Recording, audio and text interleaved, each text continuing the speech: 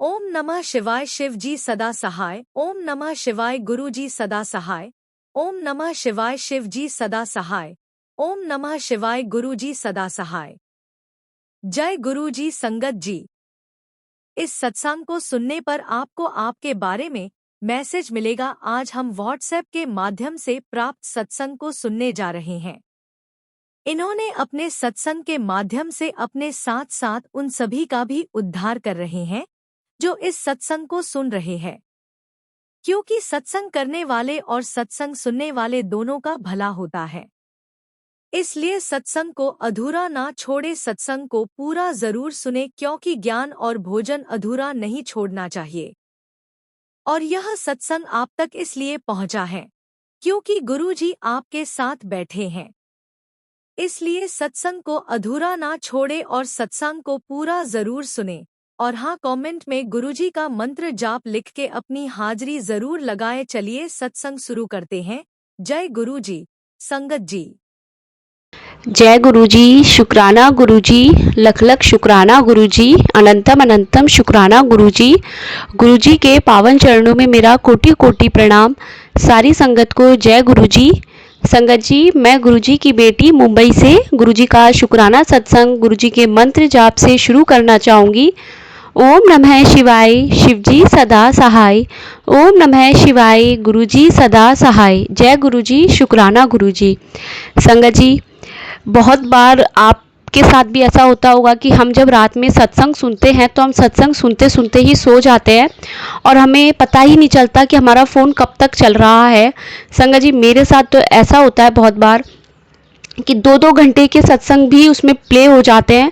और मैं mostly 1.5 speed से थोड़ा सत्संग सुनती हूँ। संगत जी, अब मैंने ये थोड़ा सा कम किया है कि मेरे पहले ये होता था कि इतने सारे सत्संग आते हैं तो मैं थोड़ा स्पीड बढ़ा के सत्संग सुनती थी, लेकिन अब ये मैंने कर लिया है कि संगत जी, स्पीड बढ़ाने से ये होता है कि उस समय तो मैं सत्संग पूरा सुन लेती थी, लेकिन बाद में मुझे याद ही नहीं रहता था कि सत्संग में क्या बताया था। इसलिए संगत जी, अब मैं सत्संग थोड़ा कम स्पीड पे ही सुनती हूँ। संगत जी, अभी रात में 2 दिन मेरे साथ ऐसा हुआ है कि संगत जी, रात में मैं शिव पुराण चलाई थी फ़ोन में, शिव पुराण का सुनते सुनते मैं सो गई। और संगत जी, उससे पहले भी कुछ सत्संग चल के प्ले होके मैं सो गई थी और वो भी अपने आप कब वो पूरे प्ले हो गए मुझे कुछ नहीं पता। संगत जी, फिर ड्रीम में मेरे साथ ऐसा हुआ कि मैंने एक फीमेल को देखा और उन्होंने बिल्कुल लूज़ पैंट पहन रखी, नीचे से बिल्कुल ब्रॉड जो होती है खुली वाली वो जीन्स पहन रखी है। उन्होंने स्लीपर पहनी हुई है और वो शिव पुराण का पाठ कर रही है। वहीं मैं और मम्मी पापा हम भी बैठे हुए हैं। लेकिन संगत जी, वहाँ मेरे चाचा भी बैठे हुए थे और मेरे चाचा थोड़ा सा परेशान हो रहे थे। संगत जी, मुझे गुरुजी महाराज ने सत्संग में बहुत बार ये बताया है कि तेरे चाचा चाची ने किया है, चाचा चाची का कहीं ना कहीं कोई नेगेटिविटी या ब्लैक मैजिक से रिलेटेड कहीं कोई रोल रहा है। संगत जी, मेरा पूरा परिवार हम भैरव जी को बहुत मानते हैं। हमारे गांव में भैरव जी की प्रतिमा है और हम बचपन से ही हर काम में हम भैरव जी को ही याद करते हैं। संगत जी, थोड़े दिनों पहले ड्रीम में गुरुजी महाराज ने मुझे दिखाया कि एक काले कलर का बहुत बड़ा डॉग है और मेरा पूरा परिवार है और मेरे चाचा भी साथ में है, लेकिन वो डॉग मेरे चाचा का पीछा छोड़ ही नहीं रहा है। उसके बाद मेरे चाचा मुझे कहते हैं कि मुझे अंदर ले लो रूम में। वो मुझे कहते हैं कि जैसे ही मैं अंदर आऊँगा फटाफट से गेट बंद कर देना, जिससे कि वो डॉग बाहर ही रह जाएगा और मैं सेफ़ हो जाऊँगा। संगत जी, वो फटाफट से अंदर रूम में भागते हैं और मैं तुरंत गेट बंद करती हूँ। जैसे ही मैं गेट बंद करती हूँ वैसे ही वो डॉग अंदर ज़बरदस्ती घुस जाता है और वो चाचा के ऊपर अटैक करता है। फिर मेरे चाचा उससे हाथ जोड़ के बोलते हैं डॉग से कि मैं हाथ जोड़ के माफ़ी मांगता हूँ, मैंने जो किया वो गलत किया, मुझे माफ़ कर दो, मुझे अपने किए पर पछतावा है। संगत जी, इस सत्संग के बाद मुझे गुरुजी महाराज ने ड्रीम में बहुत बार भी और भी बहुत सारी चीज़ें दिखाई है। संगत जी, मैंने ड्रीम में शिव पुराण पूरा सुना, जबकि ये मेरे साथ ऐसा पहली बार हुआ और जब मैं उठी तो मैं बिल्कुल, मुझे याद ही नहीं था कि शिव पुराण मैंने जो सुना वो क्या था। संगत जी उसके अगले दिन ही ऐसे ही सुबह का टाइम था और मैं दोबारा से सत्संग चला करके और सो जाती हूँ संगत जी।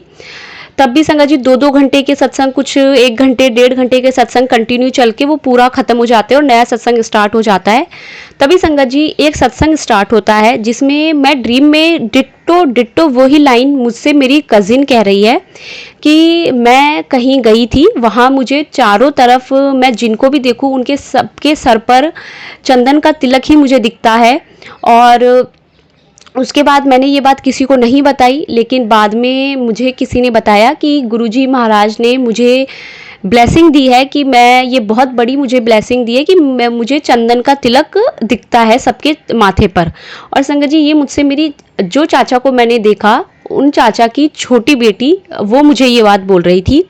और उसने संगत जी ड्रीम में ब्लैक कलर के कपड़े पहने हुए होते हैं और उसके पास गुरुजी का लॉकेट स्वरूप भी होता है, लेकिन वो कहती है कि मतलब कि ये गुरुजी का लॉकेट स्वरूप है, इसे गले में पहन लो। और संगत जी जब वो गले में पहनाने के लिए उसको वो लॉकेट स्वरूप पूरा देते हैं, तो लेकिन उसके गले में पहले से ही काले कलर की डोरी जिसमें ताबीज़ बंधा हुआ है और 2-3 और कुछ गले में पहले से पहने हुए रहते हैं, जिसकी वजह से वो लॉकेट स्वरूप को नहीं पहन पाती। और संगत जी मेरी यही कज़िन गुरुजी महाराज ने मुझे एक बार और ड्रीम में दिखाई थी, जिसमें मैं देखती हूँ कि ये छत पर खड़ी है और इसके हाथ में एक नारियल है, जो कि नारियल में थोड़ा सा ऊपर से छेद है और उस नारियल के अंदर पूरे इलायची भरी हुई है। जैसे इलायची संगत जी एक वशीकरण में इलायची का बहुत बड़ा योगदान है, और जैसे उसका किसी ने वशीकरण किया है।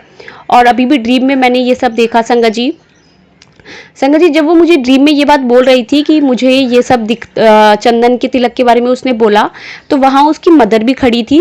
और बाहर की तरफ मैं देखती हूँ संगत जी, मेरे घर के बिल्कुल बाहर एक धुएं का बना हुआ एक आदमी है जो कि सारी बातें सुन रहा है। संगत जी मैं इतने में जाग जाती हूँ और मैं ड्रीम में मुझसे मेरे पापा ये भी कहते हैं कि मुझे गुरुजी महाराज का शुक्राना करना है। तो मैं भाई को लेके वो कुछ शुक्राना करने के लिए बोल रहे थे। संगत जी मैं जैसे ही उठी तो मैंने देखा कि मैंने लास्ट सत्संग कौन सा सुना था, और मैंने संगत जी उसको दोबारा प्ले किया और जो लाइन मुझसे मेरी कज़िन ड्रीम में बोल रही थी, डिट्टो वो ही लाइन उस सत्संग में थी। देखिए माइंड ने मतलब किस तरीके से ये रीड किया कि कभी ऐसा हुआ नहीं संगत जी, 1 साल हो गया है गुरुजी महाराज को जोड़े हुए।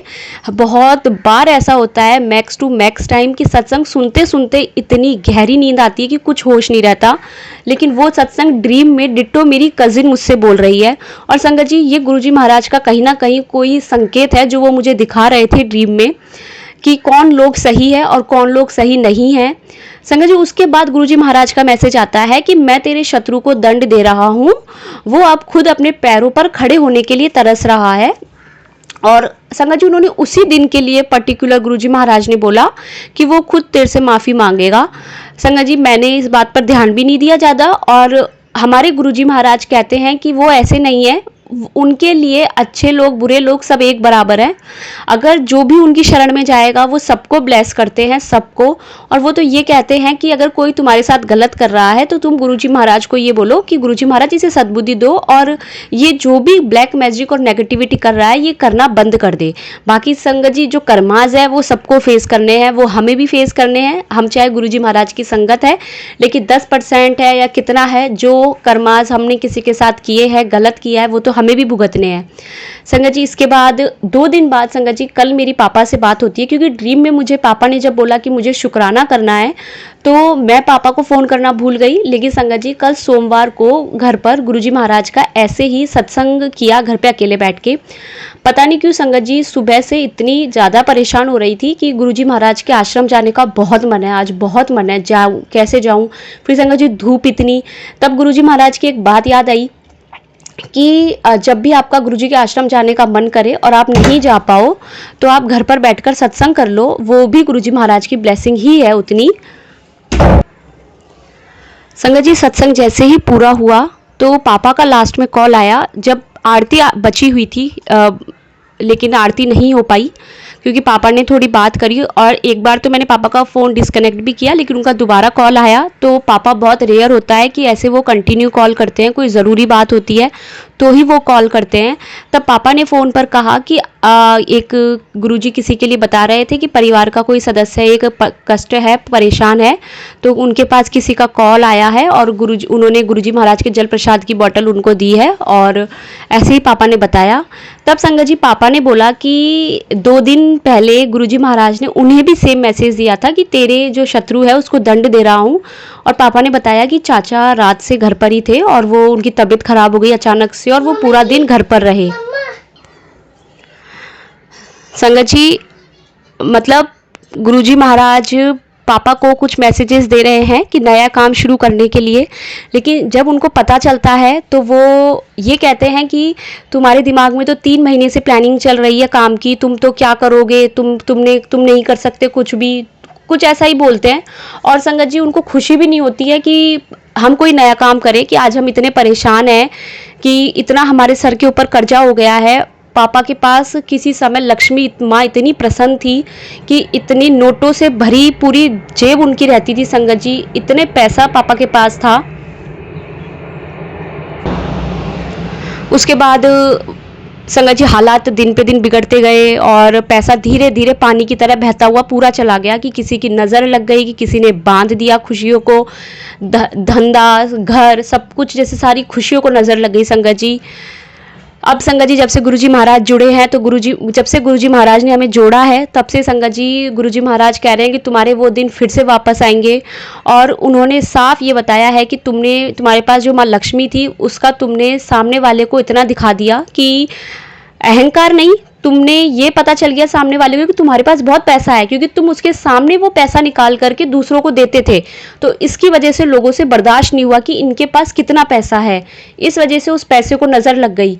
और संगत जी हमारे गुरुजी महाराज कहते ही हैं कि जब तक तेरा काम ना हो जाए तब तक किसी नू ना दस, और जब तेरा काम हो जाए तब सबनू दस, क्योंकि तब वो मेरा सत्संग है। संगत जी तो मैं गुरुजी महाराज का यहाँ ये शुक्राना कर रही हूँ कि हमारे अगेंस्ट अभी भी शत्रु अगर नहीं मान रहे हैं, ब्लैक मैजिक कर रहे हैं, नेगेटिविटी स्प्रेड कर रहे हैं, तो गुरुजी महाराज हमारी रक्षा कर रहे हैं, हमें ड्रीम में बता रहे हैं, मैसेजेस के द्वारा हमें बता रहे हैं। महाराज आपका बहुत बहुत शुक्राना, आपने मुझे मेरे पूरे परिवार को ब्लेस किया, आपने अपना हाथ हमारे सबके सर पर रखा गुरुजी, आपने इतनी इतनी कृपा हम सब पर की गुरुजी। बहुत बड़ी बात है ये हम लोगों के लिए कि आज अगर हमारे पास पैसा भी नहीं है, बड़ी से बड़ी परिस्थिति भी ऐसी आ रही है, तो भी ये है कि गुरुजी हमारे साथ है। और अब जो हो रहा है वो सिर्फ गुरुजी महाराज की इच्छा से हो रहा है और बहुत जल्दी सब कुछ अच्छा होने वाला है और लाइफ में बहुत चीज़ें अच्छी हो गई है। गुरुजी महाराज ने हमें सब्र करना सिखा दिया। लख लख शुक्राना गुरुपा, अनंतम अनंतम शुक्राना। संगत जी मैं एक छोटी सी बात और बोलना चाहूँगी, जो गुरुजी महाराज ने मुझे भी एक सत्संग में सुनवाई थी संगत जी, कि एक संगत ने कहा कि जब गुरुजी महाराज फिजिकल फॉर्म में थे तब जब बड़ा सत्संग होता था या बड़े मंदिर में ही गुरुजी महाराज की शिवजी भगवान की आरती की जाती थी, अदरवाइज कहीं और हर जगह शिवजी की आरती नहीं होती थी। तो संगत जी कल जब घर पर सत्संग हुआ तो भोले बाबा की आरती मैं नहीं कर पाई थी, तो मैंने गुरुजी से कहा गुरुजी हमेशा तो ऐसा होता है कि चाहे घर पर हम अकेले बैठ के 1 घंटे का सत्संग कर रहे हैं तो भी हम लास्ट में आरती करते हैं, लेकिन गुरुजी महाराज अगर मैंने जो सुना भी और अगर आज मैं आपकी आरती नहीं कर पा रही हूँ तो मेरी कहीं कोई गलती तो नहीं है। और क्योंकि संगत जी घर पर पहले भी बीच में 2-3 बार मेरे साथ ऐसा हुआ था कि जब गुरुजी महाराज का पूरा सत्संग हो गया था, उसके बाद जब आरती करने का समय आया और मैं अकेले बैठ करके जब गुरुजी महाराज मुझसे सत्संग करवाते थे तो मेरी बेटी जग जाती थी, जिसकी वजह से शिवजी महाराज की आरती तो मैं कर ही नहीं पाती थी अच्छे से, और मैं बहुत परेशान होती थी कि गुरुजी की आरती तो मैं कर ही नहीं पाई।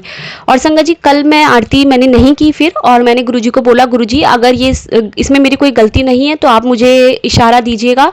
संगत जी उसके बाद मैंने जोत मंदिर में रख दी और उस समय तक मेरी जोत में किसी तरह के कोई दर्शन नहीं थे, लेकिन संगत जी थोड़ी देर बाद गुरुजी महाराज ने जोत में दर्शन दिए और 2 दर्शन दिए। बहुत बहुत शुक्राना। तो गुरुजी महाराज ने संगत जी बताया कि कोई वो नहीं है। और संगत जी आज मंगलवार है गुरुजी महाराज संगत जी मैं मतलब अभी हर मंगलवार गुरुजी महाराज को दूध जलेबी का भोग लगता है, तो एक छोटा सा सत्संग भी अब गुरुजी महाराज करवाने लगे हैं, क्योंकि मैंने लास्ट मंडे ट्यूसडे को भी सत्संग करने का मेरा कोई मूड नहीं था, लेकिन ड्रीम में ही मुझे गुरुजी का तरफ से एक मैसेज आ गया कि मेरे पापा मुझे बोल रहे थे कि तुझे आज सत्संग ज़रूर करना है। तो संगत जी अभी हम ट्यूसडे को सत्संग गुरुजी महाराज का बैठकर अकेले करते हैं, और संगत जी आज भी आरती नहीं हुई और तब तक भी ज्योत में किसी तरह के कोई दर्शन नहीं थे, तो लगा कि कहीं मैं कोई गलती नहीं कर रही हूँ, क्योंकि मन में ऐसा आता है।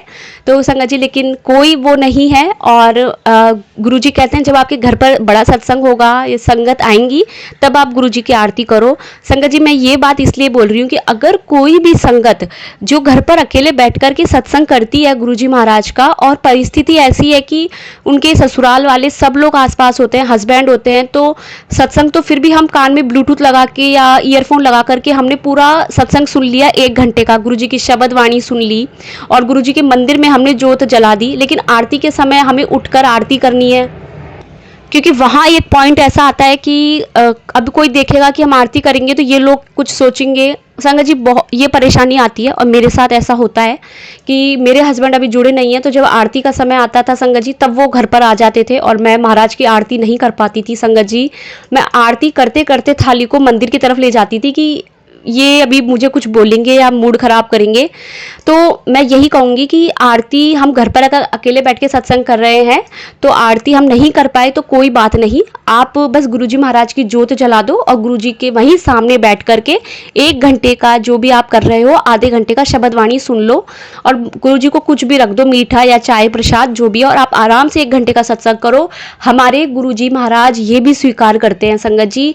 तो किसी भी शायद किसी ना किसी संगत को ज़रूर हेल्प मिली होगी, क्योंकि आरती के समय बहुत सारी संगतों को परेशानी होती होगी जब घर में बैठ कर के हम अकेले सत्संग करते हैं और हमारे फैमिली वाले हमारे साथ होते हैं। तो गुरुपा अगर आपकी बेटी ने कुछ भी गलत बोला हो तो मैं माफ़ी चाहती हूँ, और संगत जी मैं आप सबसे भी माफ़ी चाहती हूँ अगर मैंने कुछ भी गलत बोला हो तो। और संगत जी मैं अपने नए सत्संग की तैयारी करती हूँ। गुरुजी महाराज का बहुत बहुत शुक्राना, बहुत बहुत शुक्राना संगत जी। बहुत सारे सत्संग तो ऐसे हैं जो कि मैं जब किचन में काम करती हूँ तब मुझे याद आते हैं कि अरे गुरुजी महाराज के शुक्राने में तो ये तो बोला ही नहीं था, ये तो बोला ही नहीं था। गुरुजी महाराज बहुत बहुत शुक्राना, क्योंकि मन में भाव सिर्फ और सिर्फ यही डालते हैं संगत जी। ओम नमः शिवाय, शिवजी सदा सहाय। ओम नमः शिवाय, गुरुजी सदा सहाय। धन धन गुरुजी, लख लख शुक्राना गुरुपा, अनंतम अनंतम शुक्राना गुरुजी। चलिए संगत जी अगले आंटी जी का सत्संग सुनते हैं, पर उसे पहले गुरु जी के चैनल पर आप नहीं हैं तो सब्सक्राइब और लाइक जरूर करें। जय गुरु जी। गुरुजी की संगत और जो आंटी जी मेरा सत्संग शेयर कर रही है उन सबको मेरा प्यार भरा प्रणाम। और मैं गुरुजी की बेटी भूमिका दिल्ली से आप सबके सामने गुरुजी की महिमा का एक छोटा सा सत्संग शेयर करना चाहती हूँ। एक दिन मैंने गुरुजी के लिए मतलब बहुत दिनों से मैंने कुछ ऐसा स्पेशल बनाया नहीं था, मैं कुकिंग कर ही नहीं रही थी बहुत दिनों से, बट एक दिन मेरे दिमाग में पता नहीं क्या आया, मतलब एक थॉट आया कि कुछ अच्छा बनाते हैं। मैंने गुरुजी के लिए एक नॉर्मल प्लेन मसाले वाला पराठा बनाया और मैंने नोटिस किया कि उसमें स्वास्तिक का मतलब साइन बन रहा है उस पराठे में, बट फिर मैंने उसे पहले इतना नोटिस नहीं किया। मैंने वो गुरुजी के आगे रख दिया, फिर वो मेरे को बिल्कुल क्लियर दिख रहा है कि उसमें स्वास्तिक का साइन है, और ये मतलब ऐसा कभी पहले हुआ नहीं। और मतलब मैं बहुत खुश हो गई ये देख के कि वाओ गुरुजी ने मतलब साइन दिया। और अपनी प्रेजेंस तो वैसे भी गुरुजी फील कराते रहते, कभी मोर रूप में, कभी किसी गाड़ी के पीछे 13 नंबर दिख जाए, कभी किसी के आगे किसी गाड़ी के मतलब नंबर प्लेट 111 होती है, कई बार 1 होती है या 777 होती है। तो अब मैं अपनी वाणी को विराम देना चाहती हूँ और दूसरे सत्संग की तैयारी शुरू करना चाहती हूँ। अगर मुझसे कोई भी सत्संग शेयर करते टाइम कोई भी गलती हो गई हो, कोई भूल चूक हो गई हो, तो मैं आप सबसे सॉरी कहती हूँ। जय गुरु जी।